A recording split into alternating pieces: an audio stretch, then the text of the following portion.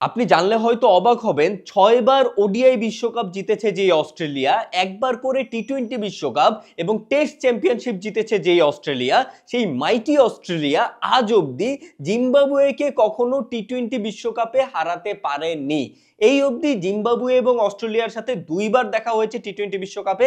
প্রথমবার দেখা হয়েছিল ২০০৭ টি-টোয়েন্টি বিশ্বকাপে এবং দ্বিতীয়বার দেখা হয়েছে এই ২০২৬ টি-টোয়েন্টি বিশ্বকাপে এবং এই ২ বারের দেখাতেই অস্ট্রেলিয়া জিম্বাবুয়ের কাছে পরাজিত হয়েছে। যদিও বিশ্বকাপের বাইরে অস্ট্রেলিয়া এবং জিম্বাবুয়ের মধ্যকার আরো ২টা টি-টোয়েন্টি ম্যাচ হয়েছে, সেটা ছিল ২০১৮ সালে অস্ট্রেলিয়া, পাকিস্তান এবং জিম্বাবুয়ের মধ্যকার একটা ট্রাই সিরিজ।